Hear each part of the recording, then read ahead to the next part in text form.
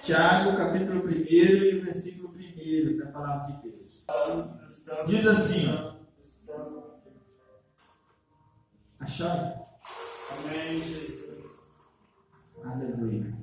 Tiago, servo de Deus e do Senhor Jesus Cristo, as 12 tribos que andam dispersas, saúde.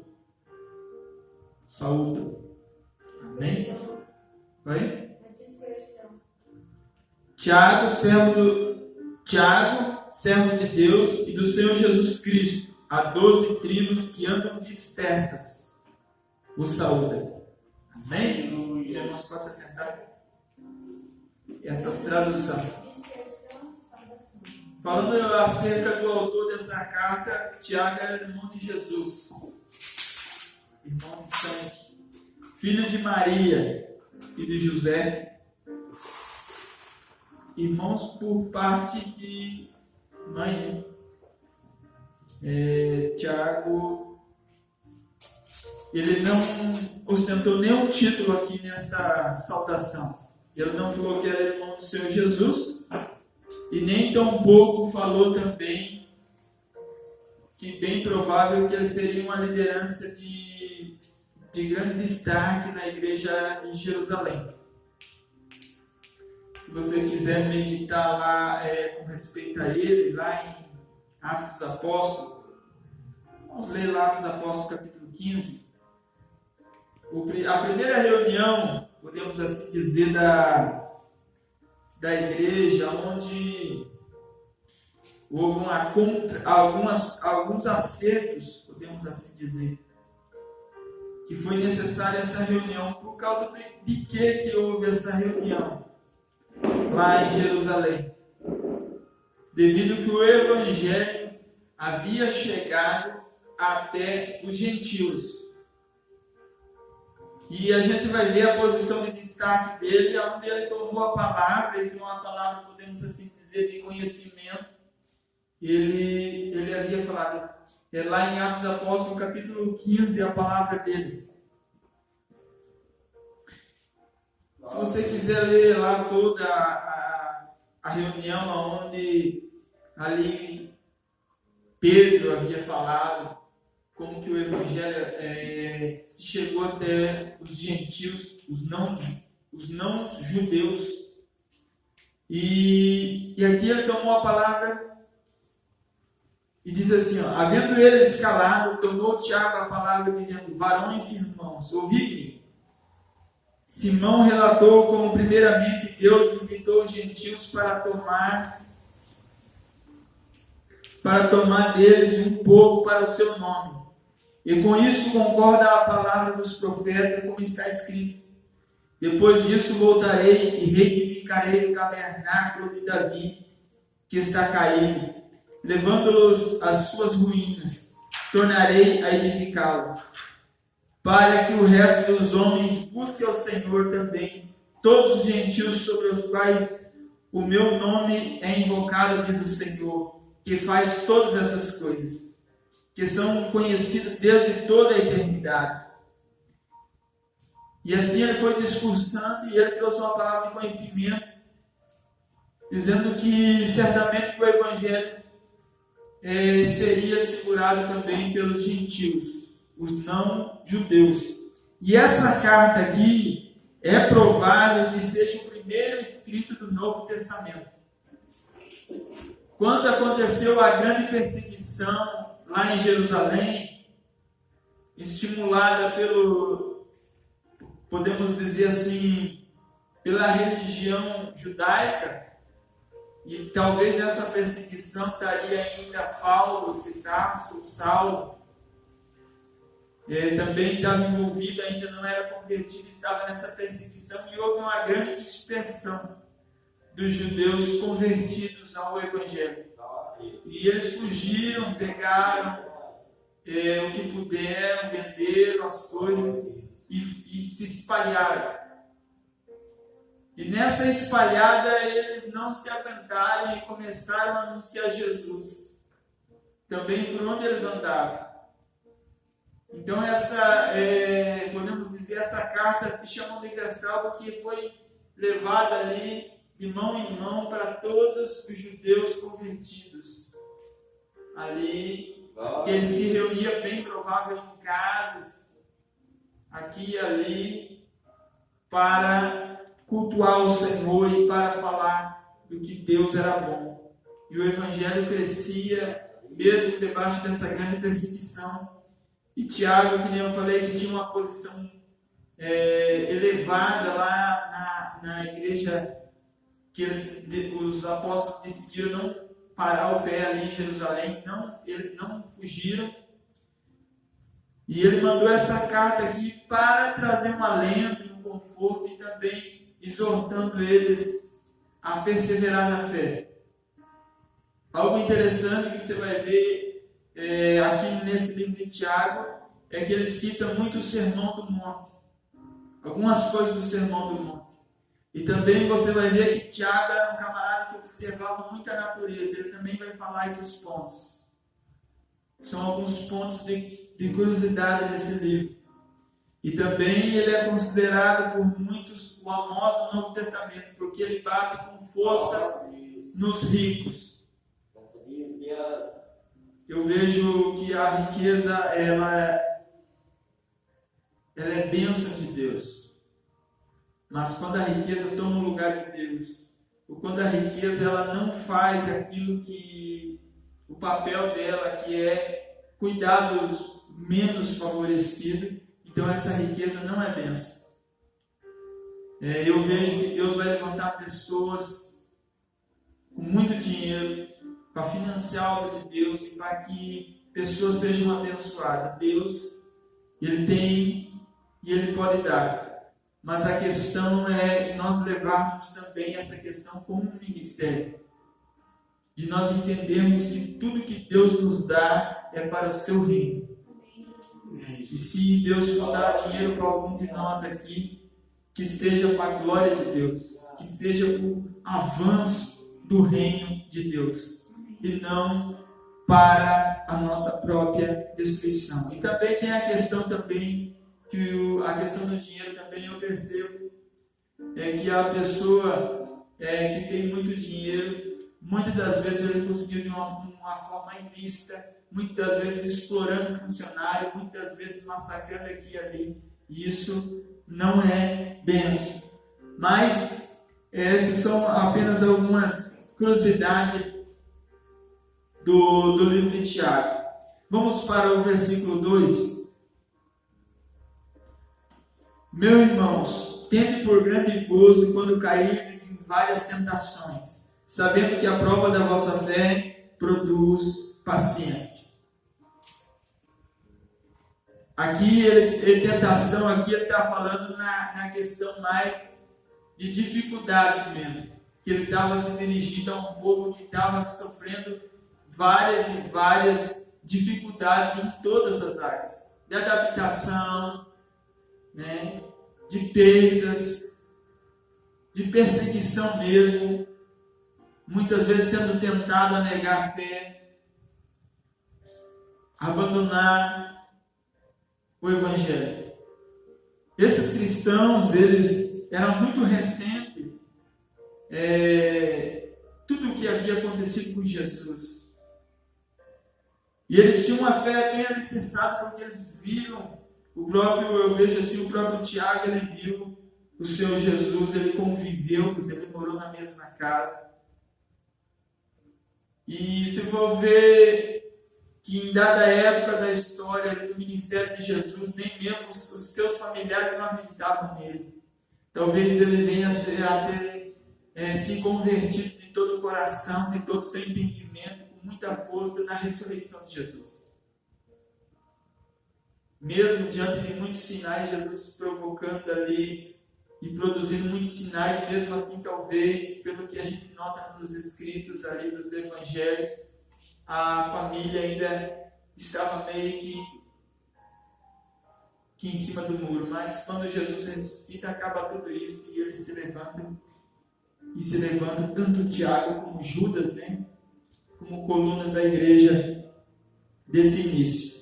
E aqui, quando se fala em tentação, perseguição, luta, dificuldade, eu gostaria que alguém achasse lá em Romanos capítulo 5, versículo 3 até o 5 e lesse com a voz audível para nós. 3. Capítulo 5, versículo 3. E não somente isso, mas também nos gloriarmos nas próprias tribulações, sabendo que a tribulação produz perseverança, e a perseverança experiência, e a experiência esperança. Irmãos, as dificuldades e as lutas vão nos trazer crescimento, Amém, Jesus. vão nos trazer alicerce. É claro que ninguém gosta de passar por essas questões. A primeira coisa que vai produzir dentro de nós é paciência. É isso, né, Marcelo? A segunda coisa, experiência. Experiência, Aleluia. perseverança, Perseverança experiência e esperança. e esperança. Perseverança, experiência e esperança. Aleluia. Isso que a dificuldade nos traz. Então a luta e a dificuldade, a gente fala assim, Deus está nos provando. Deus quer saber até onde vai o nosso coração. Deus sabe até onde vai o nosso coração. Deus sabe até onde nós resistimos na fé. Isso não serve para Deus, serve para nós saber até onde vai a nossa fé. Qual é o nível da nossa fé. Existe uma forma de medir a fé de qualquer um cristão. Tem como nós medirmos. É na luta e na dificuldade nós vamos nos autoconhecer e nós vamos saber qual que é o nosso limite. Eu muitas das vezes pensei que estava forte. Muitas das vezes eu pensei que eu era inabalável. A luta veio e me provou o contrário. Que eu me abalei com pouca coisa, que eu me abalei com situações que eu deveria tirar de letra. Então a luta e a dificuldade servem para o meu e o teu crescimento. Amém, Jesus. E Tiago estava falando isso, que não serve para Deus, mas para nós. Produz paciência. O versículo 4, aqui de Tiago.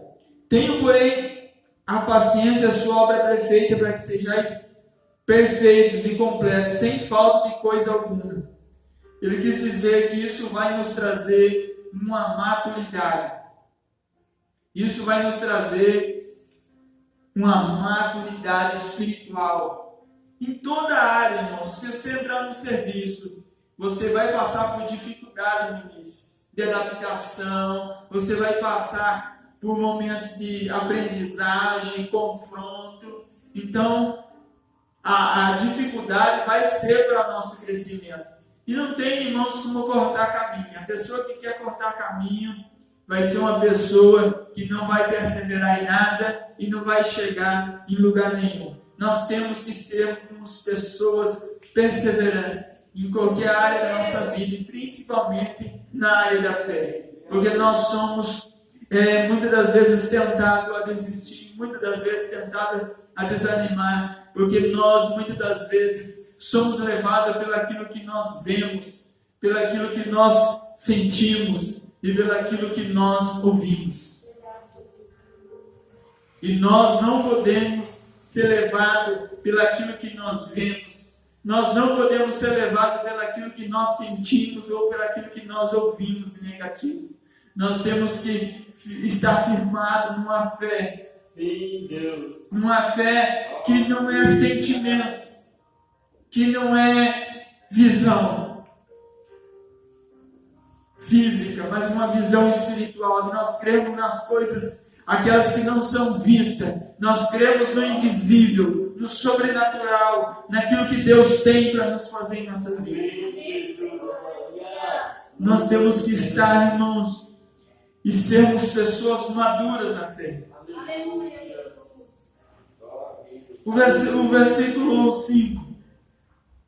Se algum de vós tem falta de sabedoria, peça a Deus que todos dá liberalmente, e não lança o seu rosto, a lhe será dado.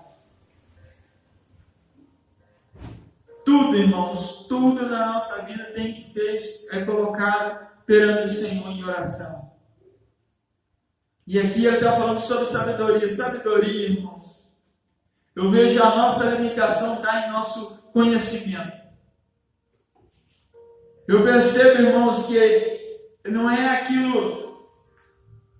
A nossa limitação está na falta do nosso entendimento. Toda e qualquer mudança que você quiser na tua vida tem que começar pelo teu entendimento. Glória a Deus. Eu sempre conto a história de um tio meu, que ele estava muito bem de vida, muito bem. Conta-se a história que ele ia almoçar em Curitiba de avião, almoçava lá e voltava depois de meio-dia. Só fazer um almoço lá, no melhor restaurante de Curitiba. Ele estava numa estação assim, e eu não conhecia ele bem, assim, não tive convivência, ele é meu tio, né? Mas eu não tive convivência quando ele estava bem, e sim quando ele estava quebrado. Daí ele quebrado um dia, ele falou: se eu tivesse nascido rico e tivesse me quebrado do jeito que eu me quebrei financeiramente, é bem provável que eu teria pensado em me matar. Mas como eu nasci pobre e cheguei onde cheguei e acabei caindo de lá, ele falou: não tem dificuldade nenhuma, porque eu conheço o caminho das pedras para chegar lá. Ele tinha um entendimento de como chegar lá. E às vezes coisas que nos faltam é porque nos falta entendimento. E buscar sabedoria é a parte mais importante se nós quisermos alcançar os nossos alvos. É buscar entendimento daquilo, tentar abrir a nossa visão sobre aquilo. Nós temos consciência e conhecer o caminho das pedras para chegar onde Deus quer que nós chegamos. Então, Tiago nos dá uma instrução: peça a Deus. Amém, Jesus. Então nós devemos expor e buscar conhecimento. Paulo ele falou lá na carta aos Efésios, ele falou assim, é uma leitura que eu sempre faço e gosto. Se você quiser ler lá, uma oração que ele fazia aos Efésios, para os Efésios.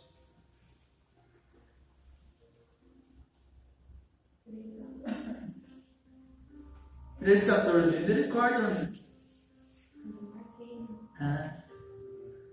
Diz assim: por causa disso, me ponho de joelho perante o nosso Senhor Jesus Cristo, do qual toda a família no céu e na terra toma o nome, para que, segundo a riqueza da sua glória, vos conceda que sejais colaboradores com poder. Eu gostaria de ler outro aqui.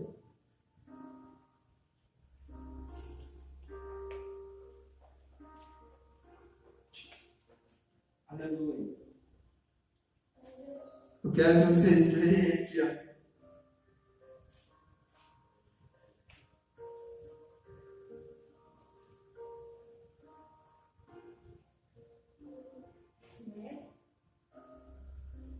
Essa daqui, mas eu queria achar um versículo que ele é isso aí.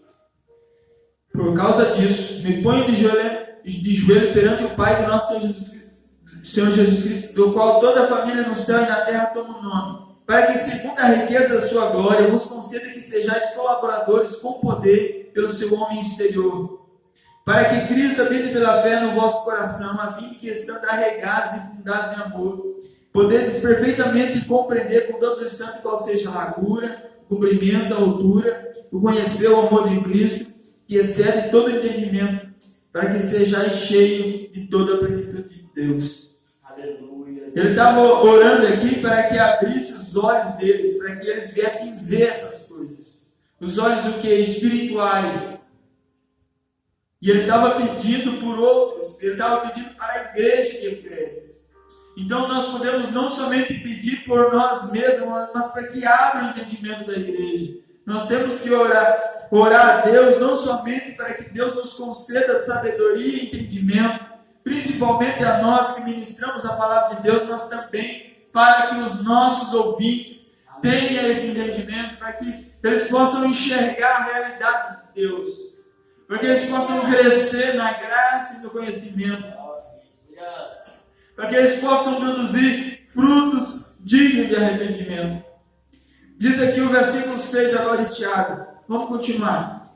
Peça, porém, com fé, e não duvidando, porque o que duvida é semelhante à onda do mar, que é levado pelo vento e lançado de uma para outra parte.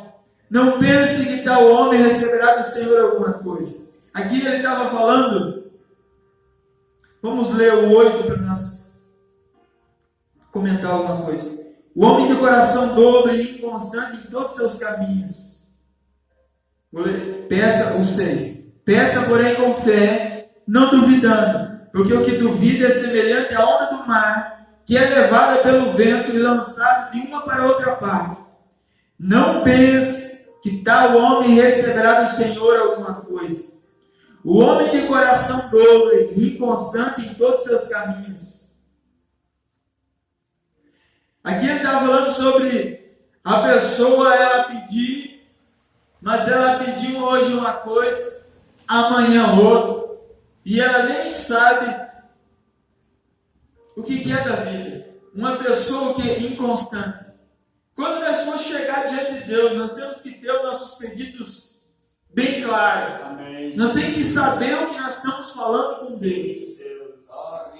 Se nós estamos pedindo sabedoria, nós temos que se agarrar que Deus vai fazer e tudo, e não importa se for sabedoria. Eu vejo assim que muita gente eles querem receber coisas de Deus, mas tudo que você for orar, você é aprovado antes. Eu gosto do testemunho que eu escutei de Smith Wigglesworth.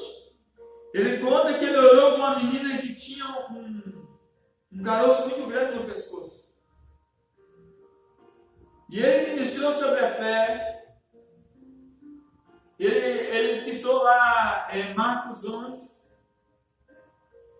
E aquela menina veio pedir oração. Isso foi na parte da manhã. Sobre aquele caroço no pescoço. Ele orou.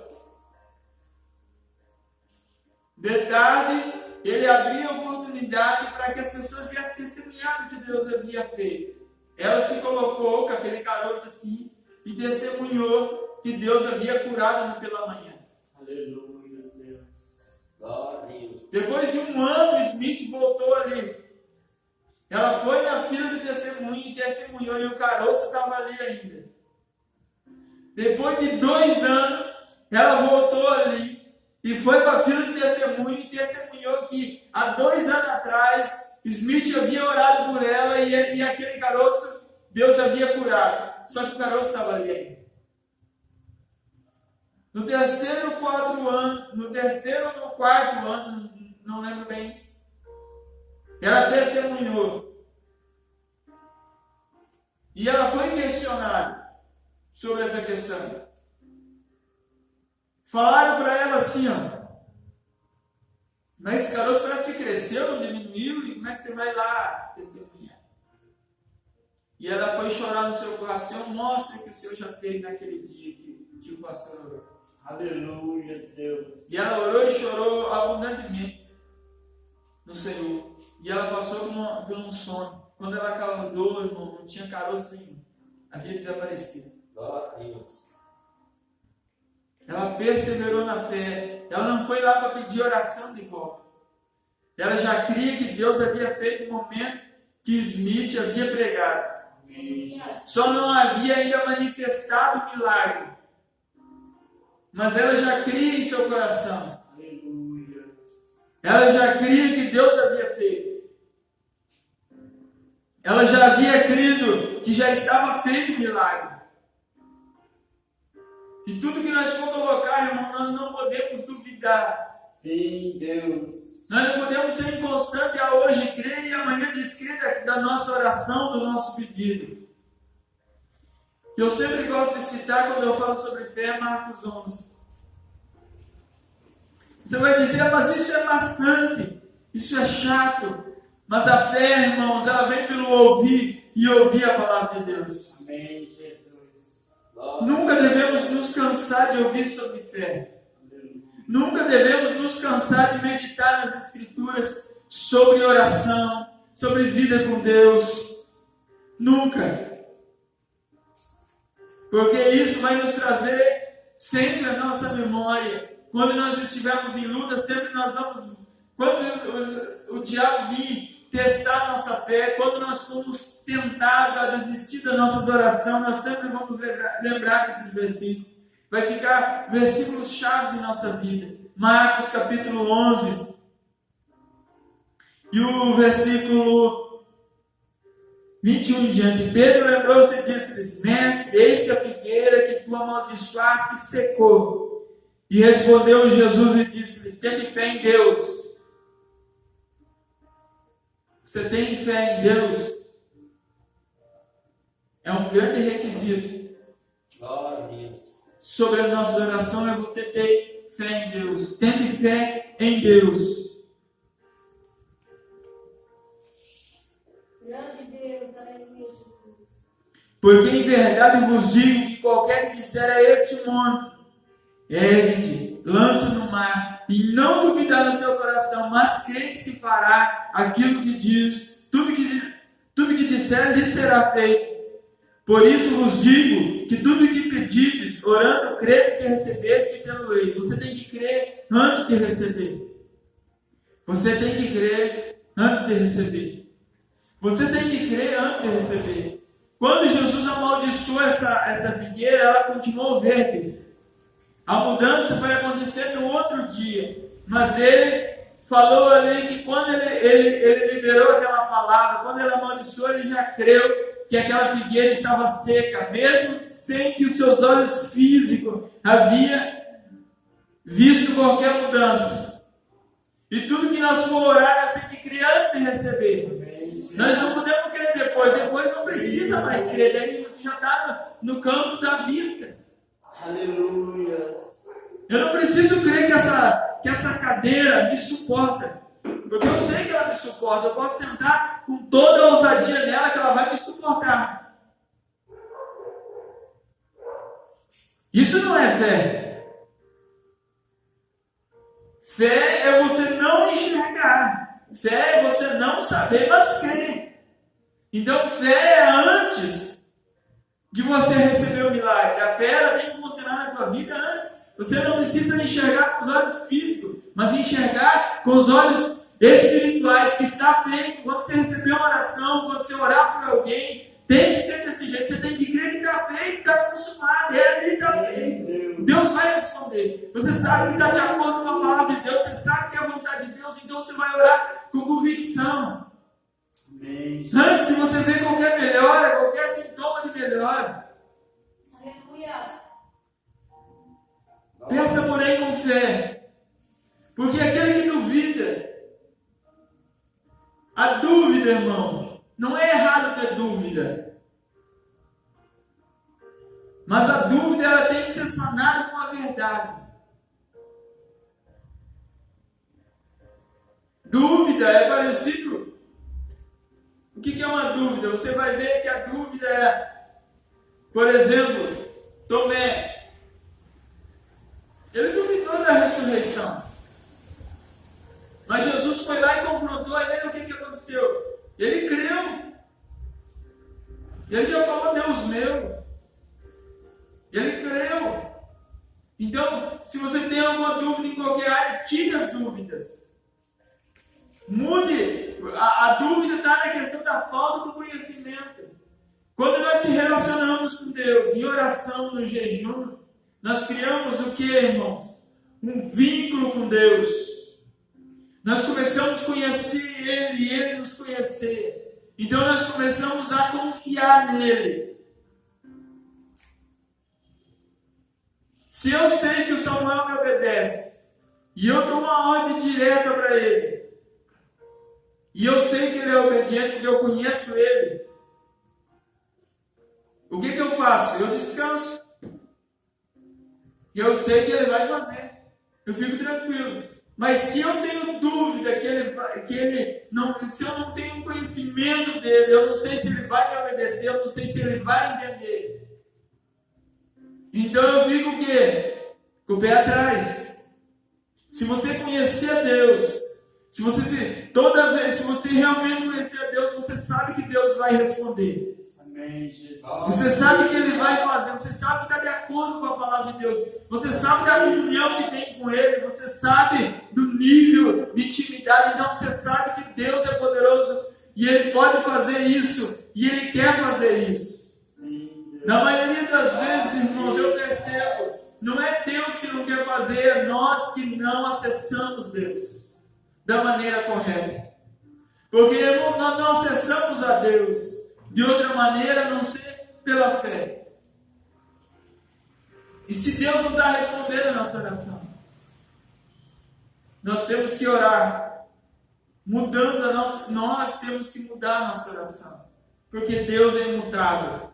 Quem tem que mudar é nós. Amém, Jesus. Eu escutei um livro do Kent Hager, e ele fala algo interessante. Ele fala que quando ele falava, né, que ele já estava no Senhor, ele falava que quando ele chegava para orar por alguém, ele gastava um tempo orando, buscando uma direção como fazer. Se vinha um dom, ali manifestaria um dom.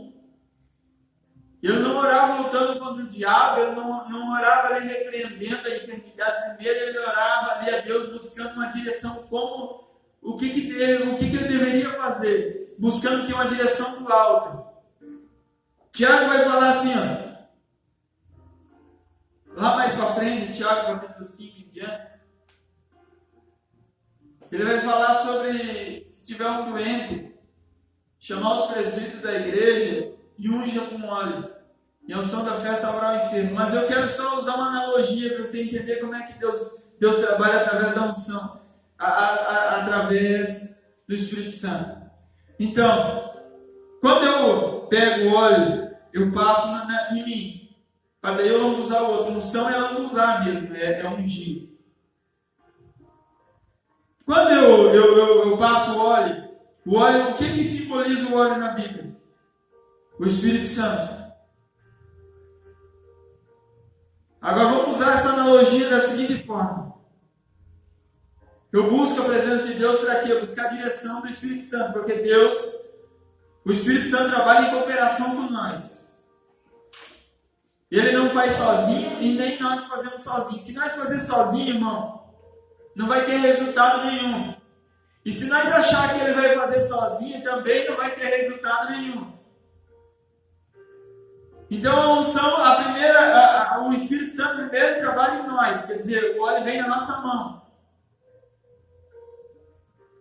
E nós vamos ministrar o que na vida do outro? A unção. Ou o Espírito Santo na vida do outro.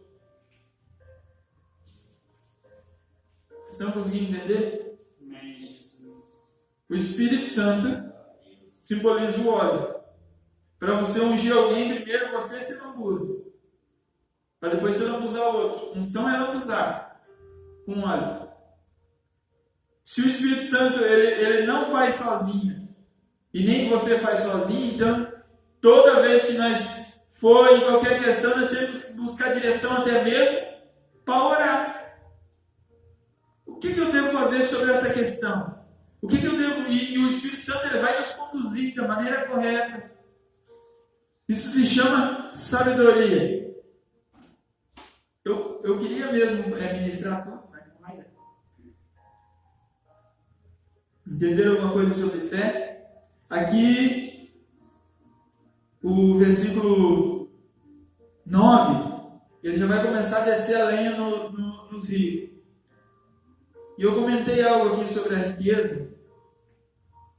E eu creio, irmãos, fielmente no ministério de socorro. O ministério de socorro, Deus dá uma habilidade para alguém. Essa riqueza que ele está batendo aqui é na riqueza avarenta.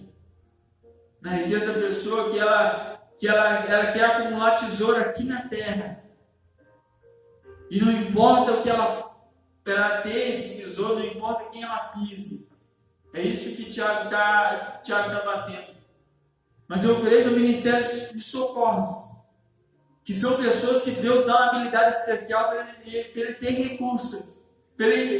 Deus dá para ele e ele devolve para o Senhor. Entende? É uma habilidade especial que Deus dá para alguém.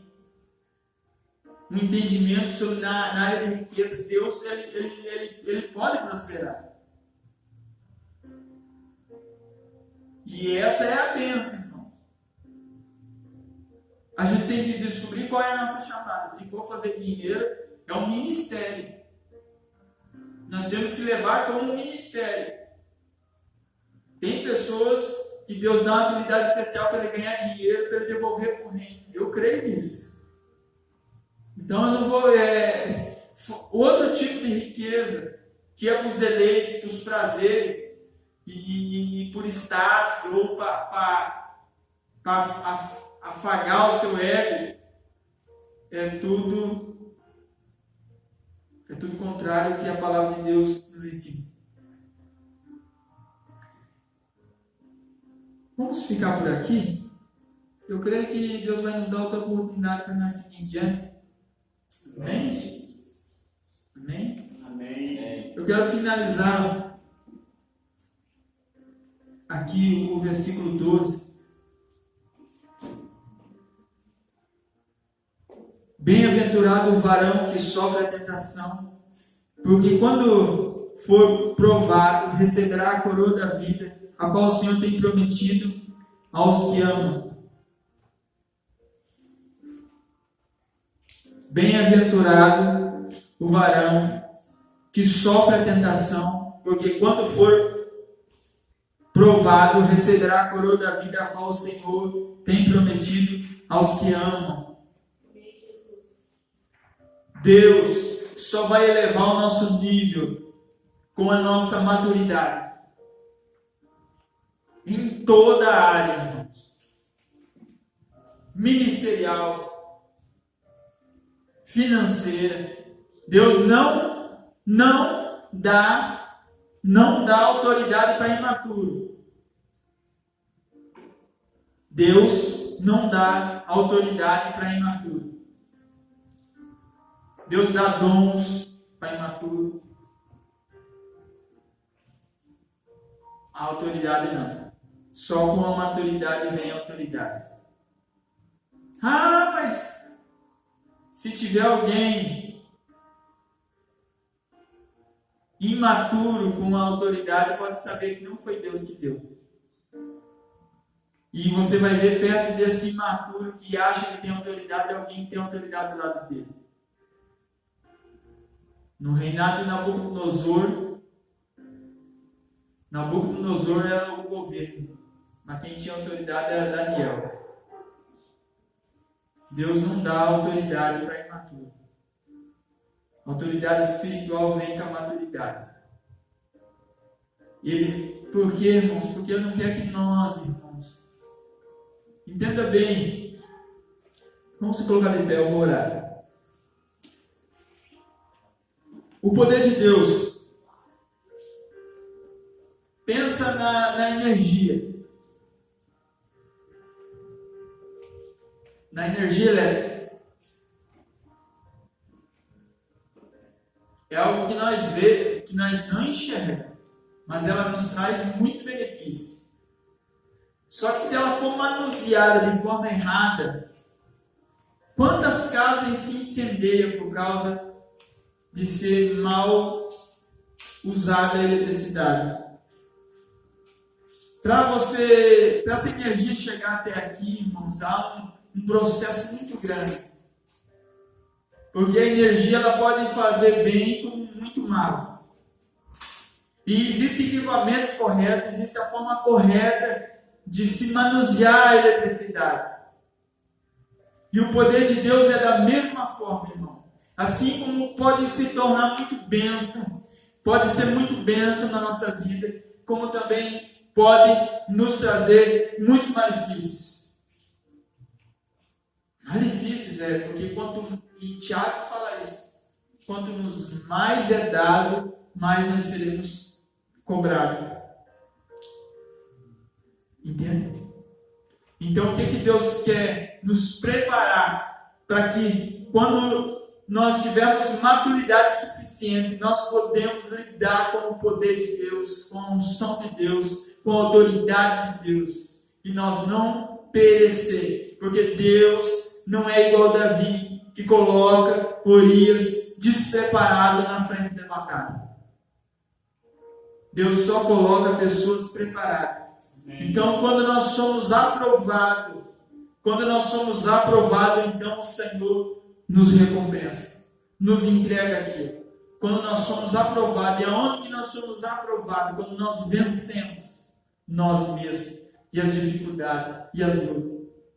Senhor Jesus, diante dessa palavra, Senhor Deus, que o Senhor ministrou ao nosso coração, Senhor, que venha nos trazer, Senhor Deus, maturidade, Senhor Deus, que nós venhamos trazer uma fé firme, Senhor Deus, fundamentada nas tuas escrituras, Senhor, fundamentada, Senhor Deus, não, Senhor Deus, em achismo, mas que nós venhamos crer, Deus, na simplicidade do teu evangelho, Senhor, Deus, na simplicidade do teu evangelho, que nós venhamos crescer em fé, Senhor, e que nós venhamos te acessar, Senhor, mais e mais, Senhor, Deus, da tua sabedoria, do teu conhecimento, do teu poder, Senhor, Deus, que nós venhamos crescer em maturidade, Senhor, em nome de Jesus, Senhor, em nome de Jesus. Espírito Santo de Deus, obrigado, Senhor, pela tua presença. Faça assim com tuas mãos. Que a graça do Senhor Jesus Cristo, o amor de Deus, a comunhão do Espírito Santo, seja com cada um dos irmãos, e todos dizem amém.